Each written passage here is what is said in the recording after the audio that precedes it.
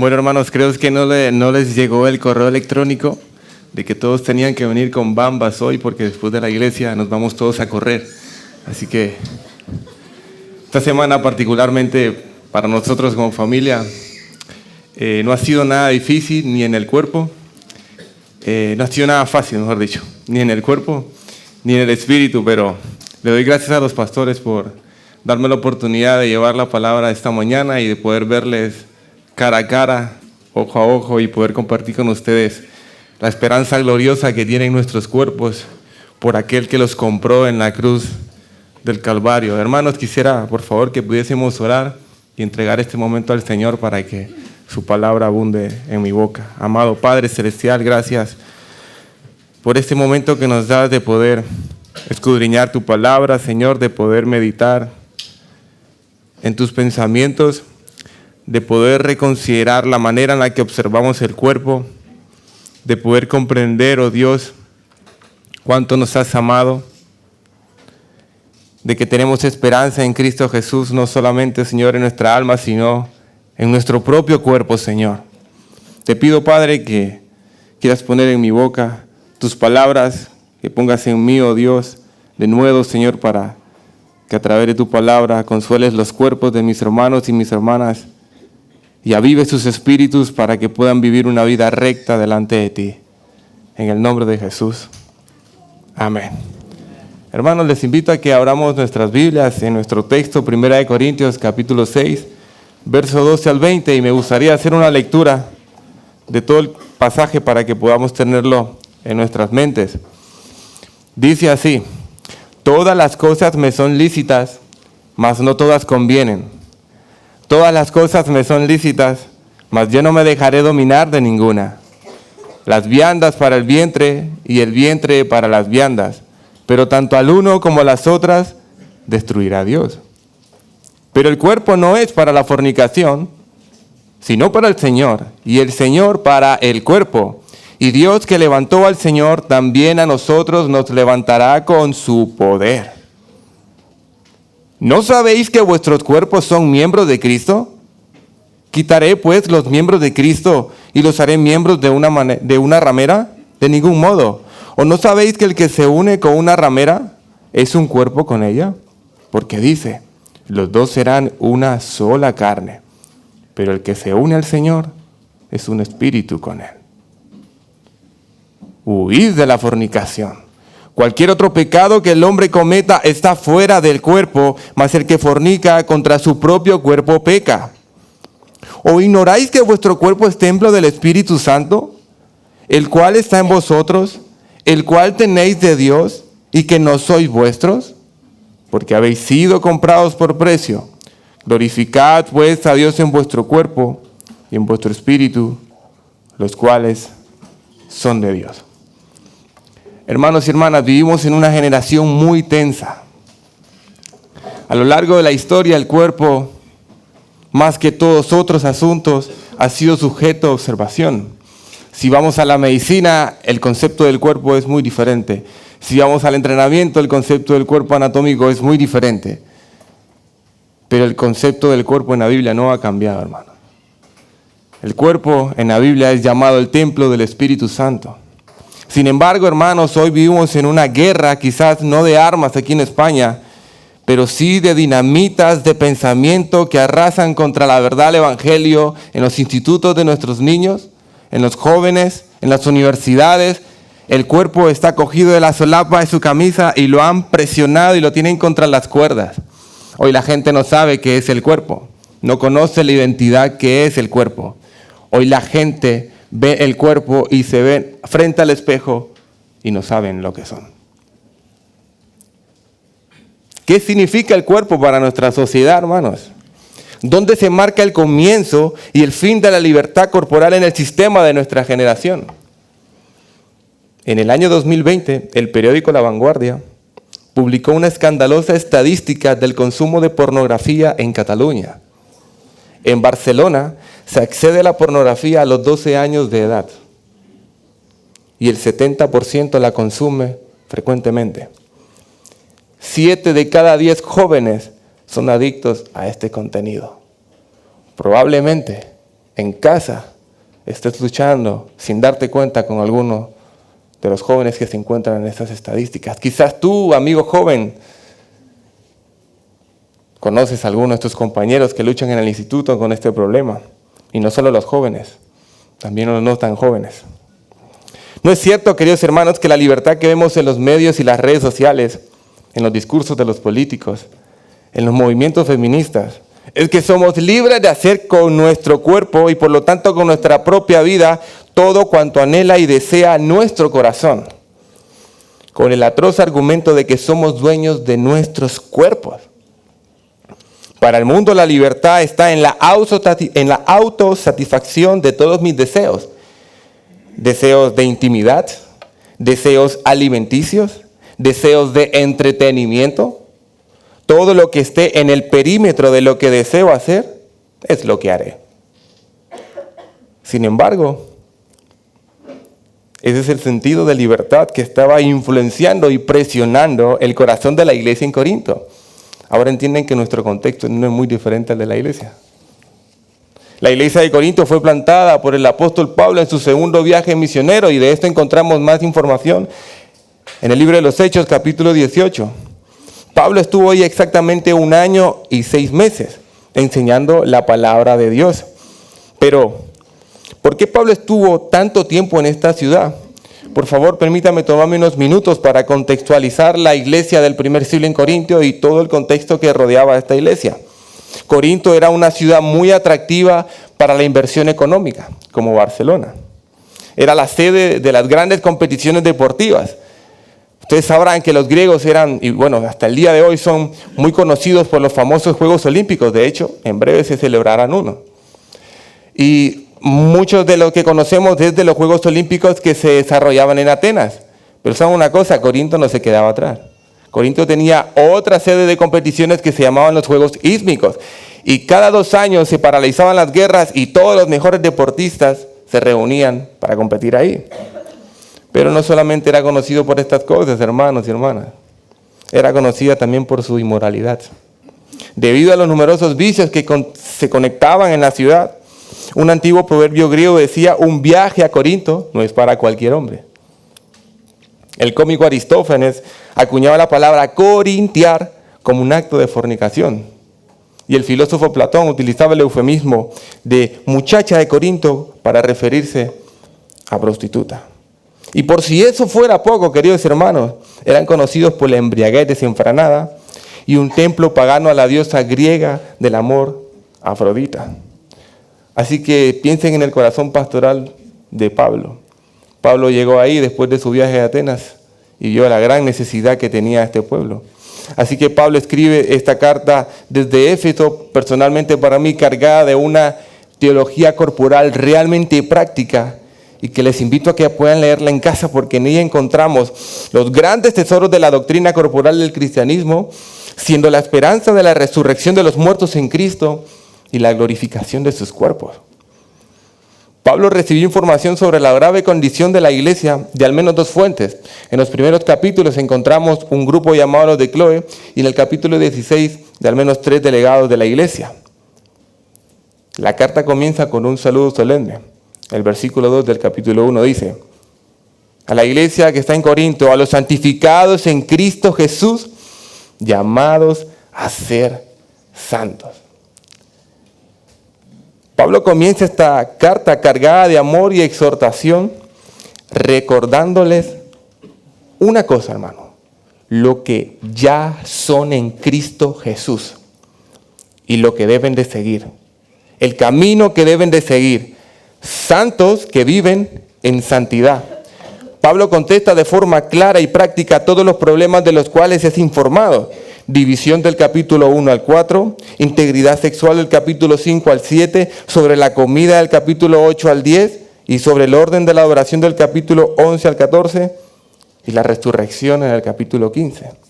Esta mañana, queridos hermanos, nos vamos a detener en el pasaje que encontramos en el capítulo 6, versículos 12 al 20, en donde encontramos un llamado inspirado del Espíritu Santo, escrito por el apóstol Pablo y que nos dice hoy a nosotros, un llamado imperativo y contundente y que sigue vigente del primer siglo hasta hoy.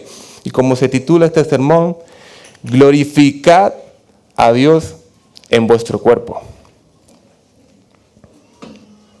Los corintios eran una iglesia rica en dones y talentos, como esta.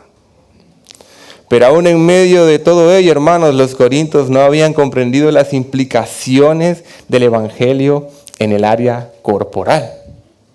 Fíjense, la iglesia había sido influenciada por toda la gama de filosofía aristotélica, platónica, socrática, en donde el cuerpo no tiene ningún valor absoluto y por lo tanto no tiene sentido cuidarlo. Carece de esperanza. Y por lo tanto los corintios no diferenciaban en la libertad y el uso corporal dentro del evangelio. No conocían la libertad realmente del evangelio. No había coherencia en la vida de los creyentes en Corinto. No eran libres. Muchos de ellos aún eran esclavos de sus apetitos.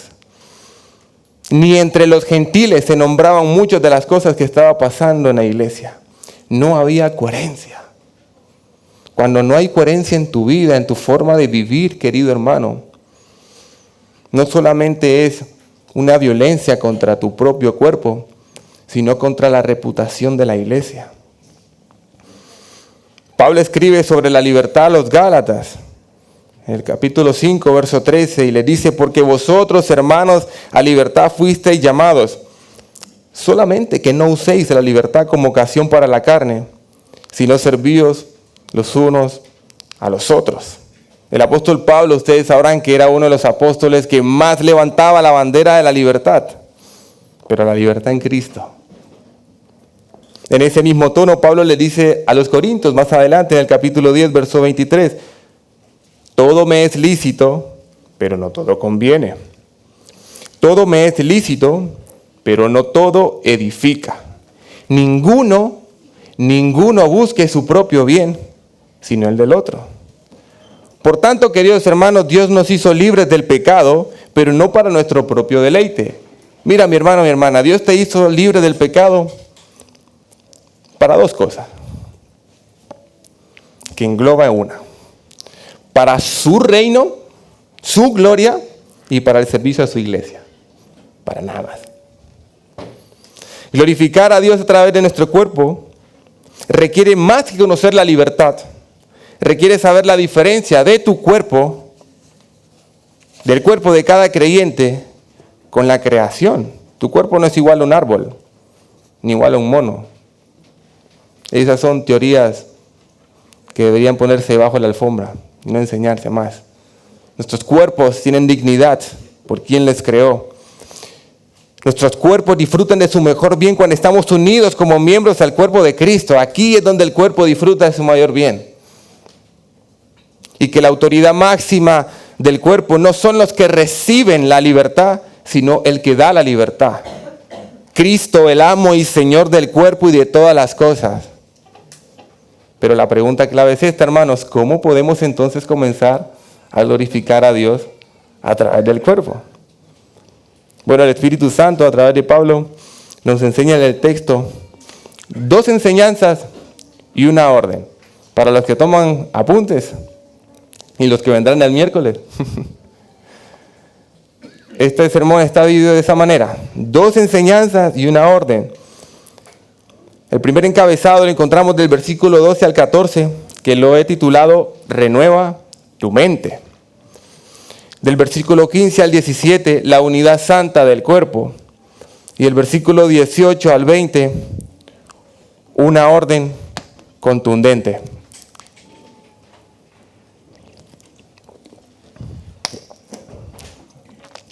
Vamos a abogar más adentro con el capítulo, hermanos. Vamos.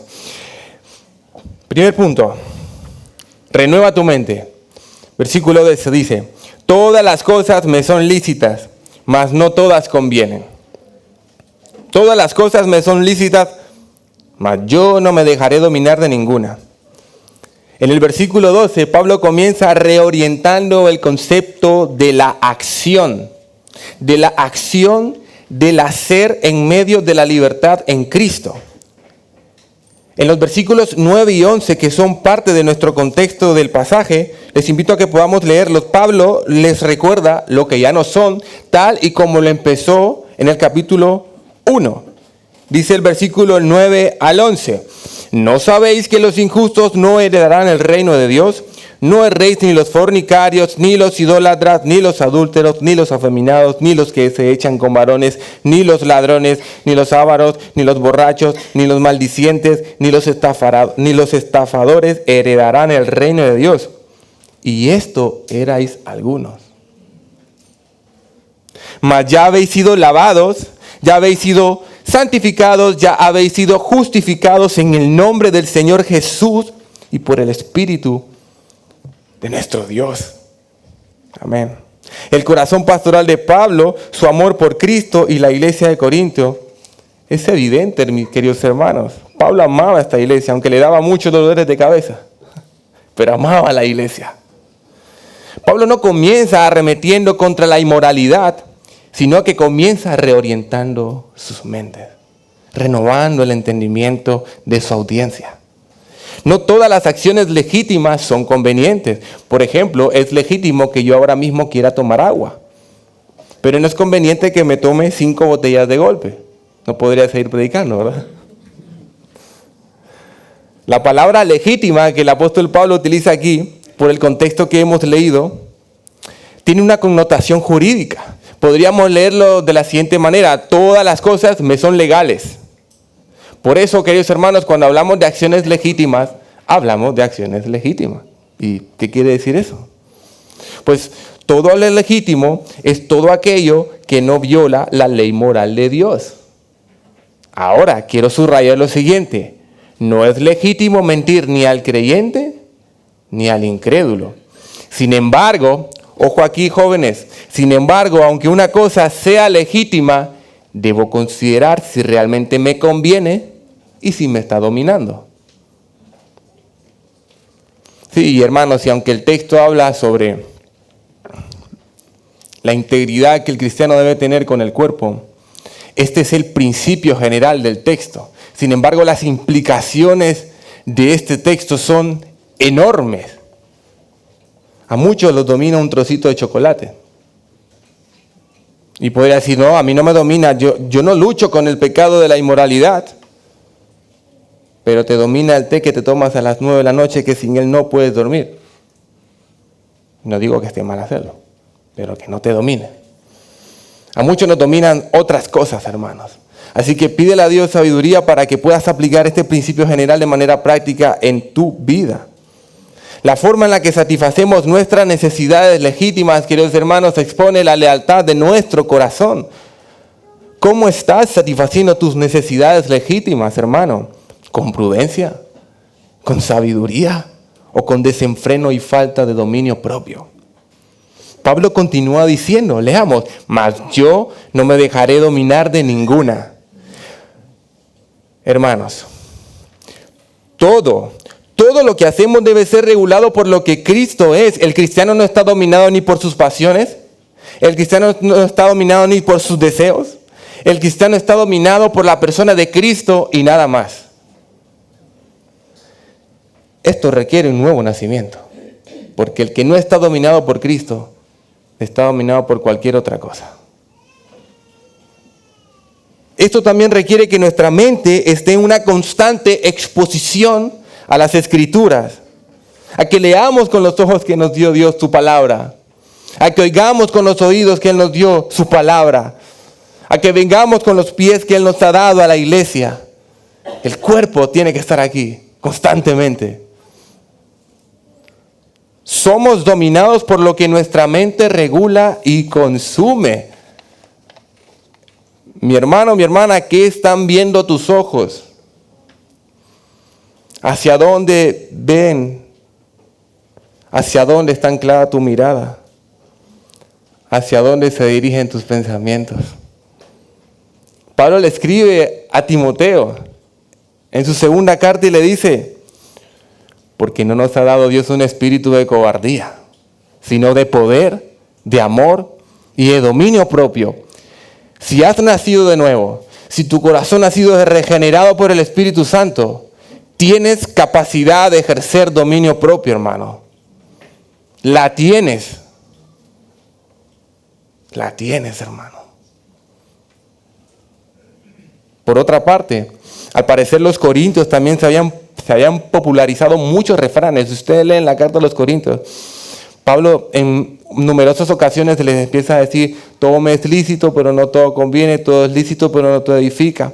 Y va como utilizando pues lo que en su momento había en el contexto que él estaba escribiendo. Y también adelante les dice que en Éfeso había peleado con muchísimas fieras, ¿no? Entonces, como muchos habían entendido que el cuerpo no tenía esperanza, él decía: pues comamos y bebamos porque mañana moriremos. Y va utilizando muchos refranes, y también se había popularizado un refrán de los alimentos, y Pablo lo utiliza de la siguiente manera para exponer el propósito, algo que he llamado la anatomía teológica del cuerpo.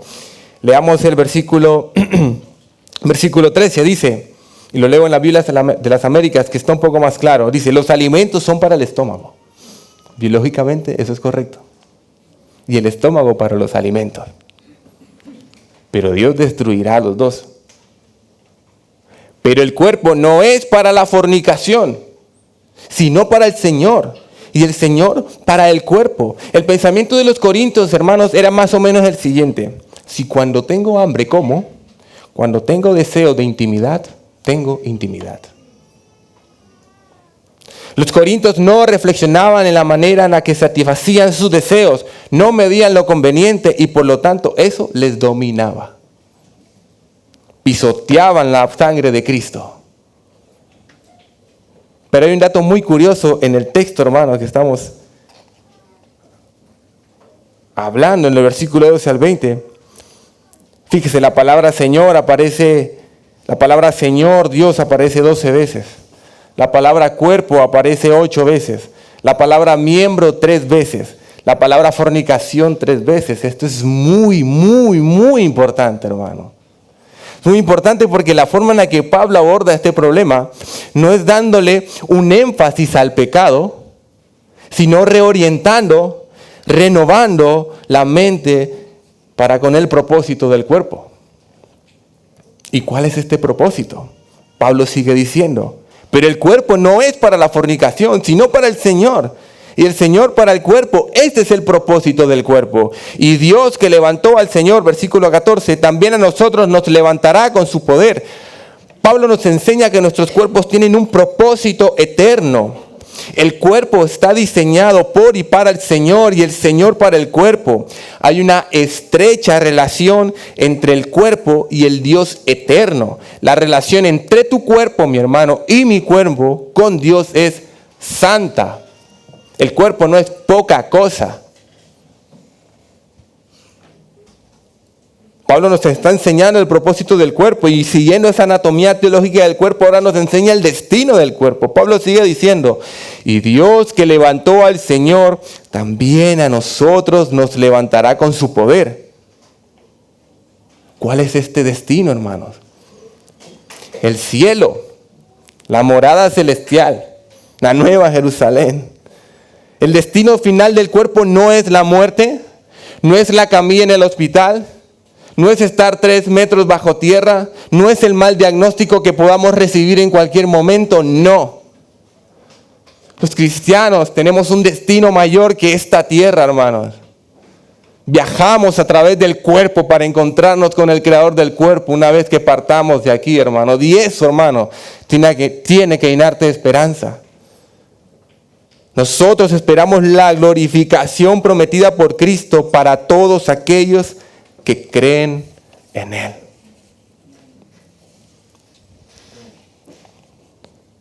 Hay una esperanza viva que aguarda en el corazón y el cuerpo de cada cristiano.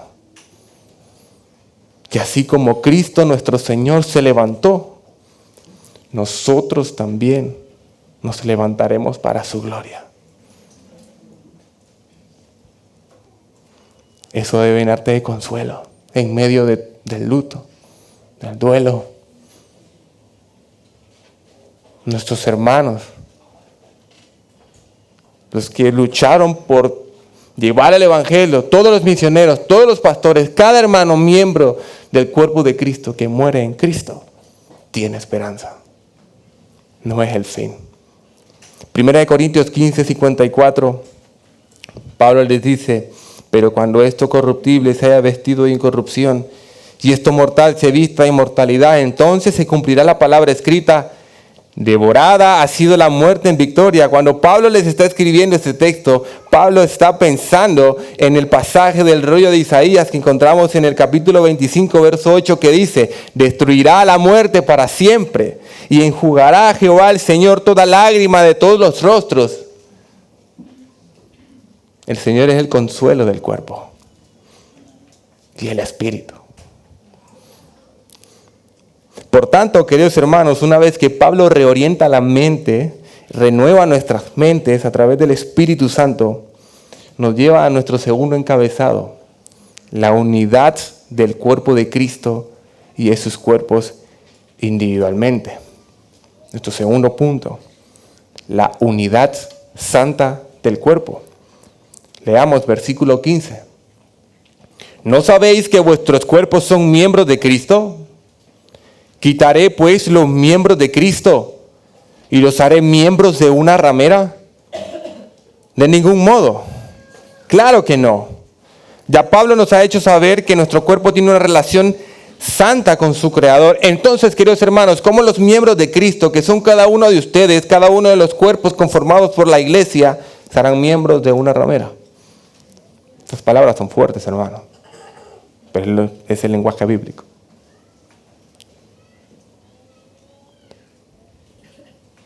Cada uno de nuestros cuerpos fueron santificados para conformar el cuerpo de Cristo, para ser la casa de Dios en esta tierra. En la carta a los Romanos lo recuerda, así nosotros siendo muchos somos un cuerpo en Cristo y todos los miembros los unos con los otros. Romanos capítulo 12, verso 5, pero por favor quiero que me acompañen a Romanos capítulo 6, verso 12 al 14, sin dejar nuestro texto olvidado, y dice, no reine pues el pecado en vuestro cuerpo mortal, de modo que lo obedezcáis en sus concupiscencias, ni tampoco presentéis vuestros miembros al pecado como instrumentos de iniquidad, sino presentaos vosotros mismos a Dios como vivos de entre los muertos. Y vuestros miembros a Dios como instrumentos ¿de qué? De justicia. Porque el pecado no se enseñorea más de vosotros, pues no estás bajo la ley, sino bajo la gracia. Ya no hay nada que te domine, solo Cristo. Y puedes presentar los miembros de tu cuerpo como vivos entre los muertos para toda obra justa. No hay posibilidad, queridos hermanos, ni así de pequeña, de que lo santo se mezcle con lo profano. El argumento de Pablo continúa, versículo 16. ¿O no sabéis que el que se une con una ramera es un cuerpo con ella? Porque dice, los dos serán una sola carne, pero el que se une al Señor, un espíritu es con él. Pablo lo que está diciendo es que la fornicación es profanación del cuerpo. ¿Qué es profanar entonces? La profanación es pisotear algo santo. La profanación del cuerpo, templo y morada del Espíritu Santo es degradar, corromper, quebrantar a Cristo. Porque cada cristiano, hermano, cada cristiano está unido a Él. En el original la palabra unir se podría ilustrar de la siguiente manera. Imagínense que mis manos ahora mismo son 2 folios blancos, ¿vale? Son 2 hojas blancas. Y ponemos cola en cada punta de las hojas. Y ponemos cola en toda la hoja. Y llega un momento en el que estas hojas se unen. Y lo que antes eran 2 hojas, llega a estar tan pegado, tan unido, que ahora lo que antes eran 2 hojas, ahora son una. Cuando un cristiano fornica, está profanando a Jesús porque nuestro cuerpo está unido al de Él. Eso no quiere decir que solo los cristianos fornican. Los impíos, los incrédulos pecan y fornican, pero a diferencia del incrédulo, el cuerpo del cristiano está unido al de Cristo. El impío viola la ley moral de Dios. El cristiano que fornica profana a Cristo. John MacArthur comenta al respecto, Cristo no queda personalmente mancillado o manchado con el pecado más de lo que son contaminados los rayos del sol que se reflejan en un depósito de basura. El sol sigue resplandeciendo a pesar de que caiga en la basura. El sol no pierde gloria. Pero la reputación de Cristo sí queda empañada por causa de la relación que ese cristiano tiene con Él. Por tanto, la unidad corporal cósmica que el cristiano tiene con Cristo es santa. Así que, hermanos, hasta el momento hemos aprendido dos cosas. En primer lugar, que necesitamos reorientar nuestra mente. Necesitamos renovar nuestro entendimiento de que no hay nada más que nos domine sino solo la persona de Cristo. Una vez Pablo ha reorientado nuestras mentes y nos ha enseñado la unidad santa del cuerpo de cada cristiano con Cristo. Y esto nos lleva a nuestro tercer encabezado, donde estudiaremos a profundidad cómo entonces es que tenemos que actuar para glorificar a Dios en el cuerpo. Nuestro tercer encabezado, una orden contundente. Huid de la fornicación, dice el apóstol Pablo. A veces leemos las cartas, hermanos, y olvidamos el tono emocional que esta carta puede tener. Y yo puedo estar casi seguro, hermanos, que cuando Pablo les estaba diciendo huid de la fornicación, no los estaba viendo a los ojos y les dijo, huyan. No. Jóvenes, huyan de la fornicación. Huyan de toda inmoralidad. Hermanos, iglesia, huyan del pecado.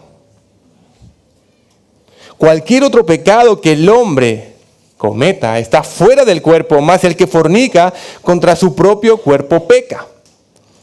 Yo soy un hombre muy limitado, queridos hermanos, y no había encontrado la manera de poder ilustrar este pasaje.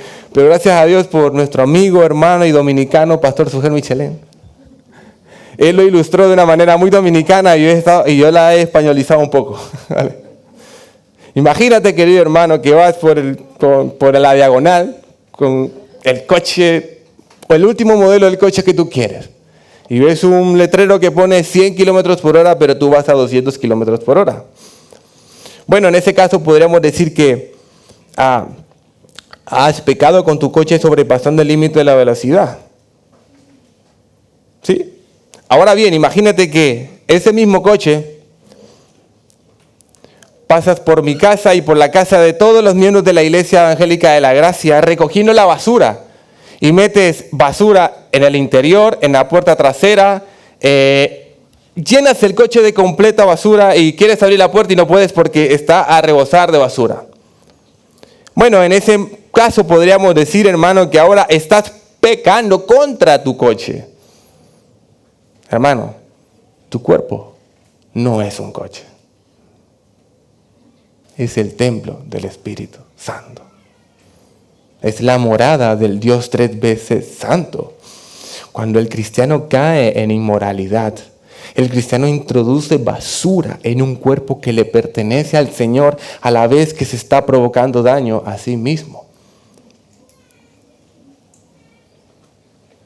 Por eso el mandato imperativo y continuo de Pablo, huid.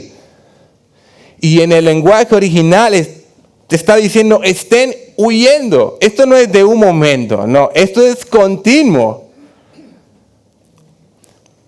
A veces lo mejor que como soldados podemos hacer no es presentar batalla, hermanos, y estar valientes y ver qué pasa. No, a veces lo mejor que podemos hacer, ¿sabes qué es? Huir. Preservar la vida. Como José. José no pensó, ¿verdad? José, ¿qué hizo? Valientemente se enfrentó a la mujer y le recitó toda la Biblia. No. Él corrió. Huyó. ¿Saben para dónde? Para la santidad, hermanos. Para la integridad. Porque José sabía que no podía cometer eso porque amaba a Dios. Hay dos elementos a señalar acerca de la gravedad de la fornicación, hermanos. En primer lugar, cuando el hombre y la mujer fornican, distorsionan la imagen de Dios en sus vidas y violan la ley moral de Dios. En segundo lugar, hermanos, la fornicación evidencia la falta de control manifestada por su pecado que grita al cielo: soy como un animal y vivo por instinto. Esto es duro, hermanos. Vivo como un animal a veces, dominado por mis impulsos y por el instinto, incapacitado de dominar cualquier apetito. Pero eso no debe pasar en la iglesia. John MacArthur, hablando sobre el pecado de la inmoralidad, dice: el pecado sexual tiene una forma propia de destruir el ser interior de la persona, como no la tiene ningún otro pecado. Debido a que la intimidad es la unión más profunda entre dos personas, su mal uso corrompe en el nivel humano más profundo. El pecado sexual es más destructivo que el alcohol, es más destructivo que las drogas y es más destructivo que el crimen.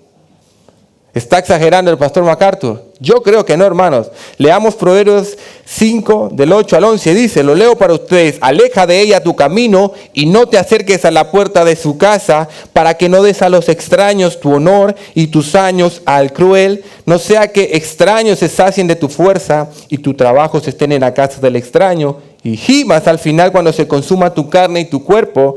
Sigue el proverbista diciendo en el capítulo 6, versos 26-28, porque a causa de la mujer ramera, el hombre es reducido a un bocado de pan, y la mujer caza la preciosa alma del varón. Jóvenes, escuchen esto.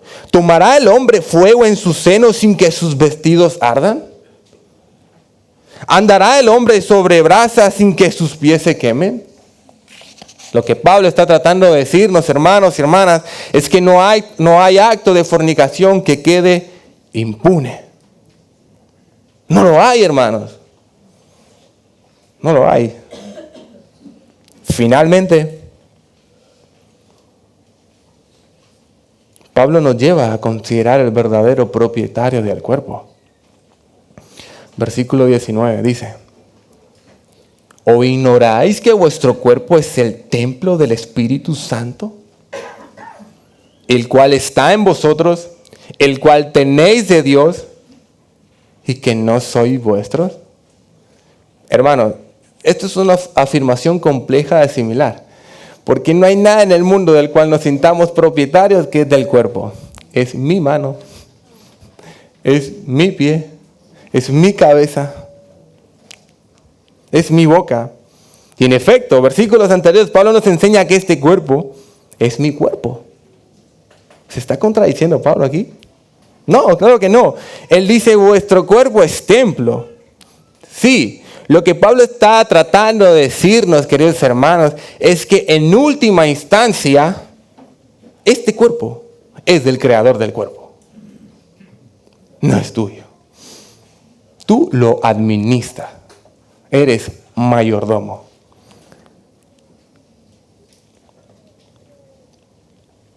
La palabra templo que Pablo usa es la misma palabra que se utiliza en el Antiguo Testamento para identificar el lugar donde operaba la misma presencia de Dios, el tabernáculo. Piensa en esto, hermano. Dios, el Espíritu Santo, si has nacido de nuevo, habita en tu cuerpo.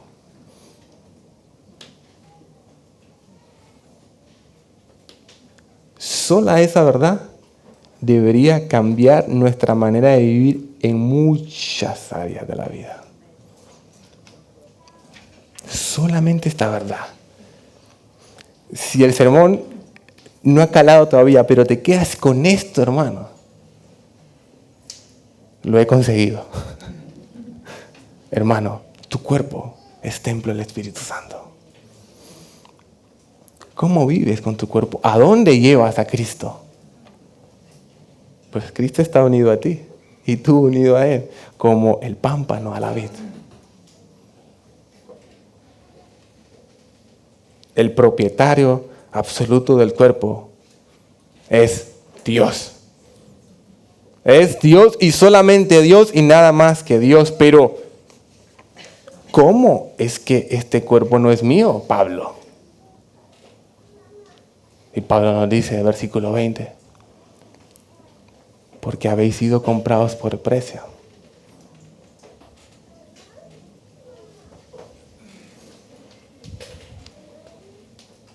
Dios se encarnó, tomó forma humana. Tiene un cuerpo del que nunca jamás se va a desprender. En ese cuerpo recibió latigazos.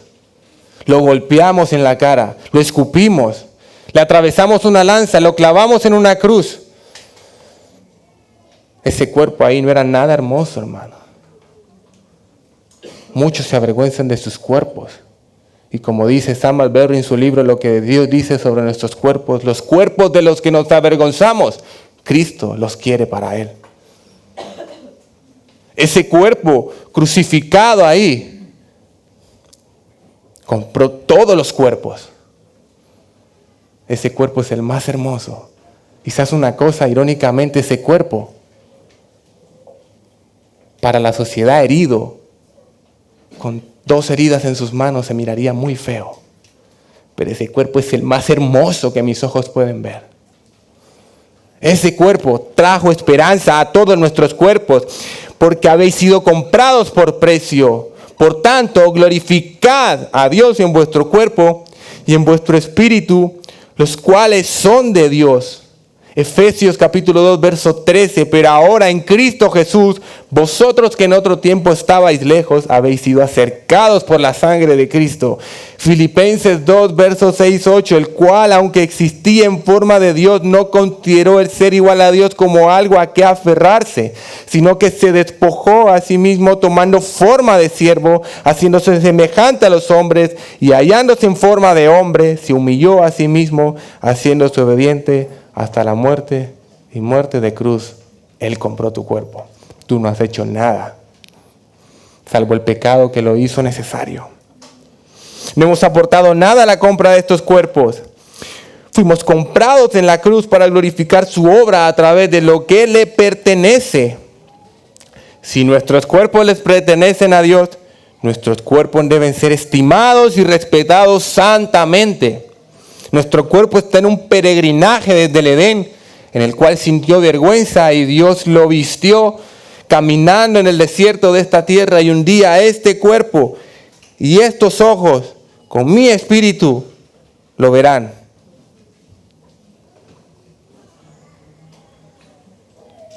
Un día la vergüenza del cuerpo será memoria, hermanos.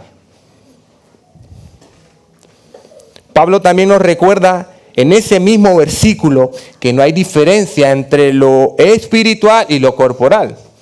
Una vida dualista. No, los cristianos no vivimos de esa manera. Solo hay una manera en la que el cristiano debe vivir. ¿Y cuál es esta manera? Para la gloria de Dios. Más adelante, Pablo les escribe a los Corintios en 1 Corintios capítulo 10, verso 31 y les dice: ya sea que comáis o que bebáis o que hagáis cualquier otra cosa, hacedlo todo para la gloria de Dios. Vive en cuerpo y en espíritu para la gloria de Dios, mi hermano. Que cuando salgas hoy de esta puerta, solo tengas una meta clara: vivir para su gloria. Solo su gloria. En cuerpo, desgasta tus ojos leyendo la Biblia. Come su palabra. Es la mejor manera de desgastar el cuerpo, hermano.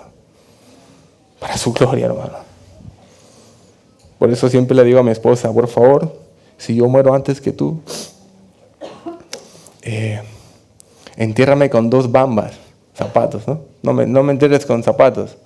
Me pones un saco, una corbata y 2 bambas, porque quiero salir corriendo a los brazos de mi Padre Celestial. Con todas mis fuerzas, hermano. En conclusión, tengo 2 conclusiones, hermano. Para los creyentes que están escuchando, el Evangelio produce una identidad, una nueva identidad en nuestros corazones. Si a lo largo de este sermón te has sentido identificado con la cruz de Cristo, pero crees que tu vida no es coherente con ellos, hermano, confiesa tus pecados al Señor.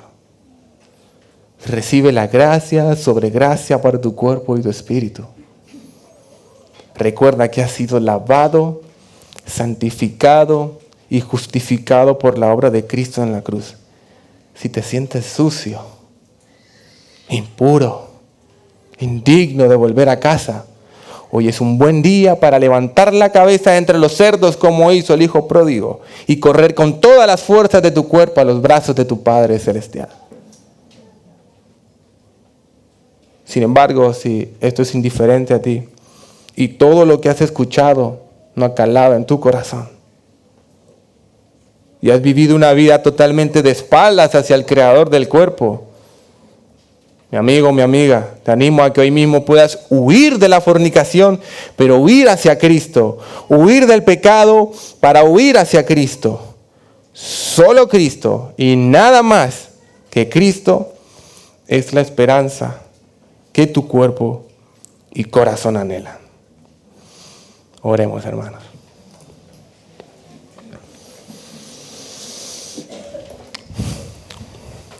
Gracias, Señor, por tu amor, por tu bondad. Gracias, Señor, porque nuestros cuerpos tienen esperanza en Cristo. Gracias, amado Dios, porque nos has perdonado, nos has santificado, nos has justificado en Cristo, en la obra de Cristo. Señor, te queremos pedir perdón por nuestra manera de vivir, a veces tan incoherentes, Señor, con las Escrituras. Perdónanos, Señor. Señor, ayúdanos a vivir una vida santa, una vida en santidad, Señor. Que nuestros ojos vean lo bueno. Que caminemos correctamente. Señor, aviva tu Espíritu Santo en nosotros. Te lo pedimos en el nombre del Señor Jesús. Amén.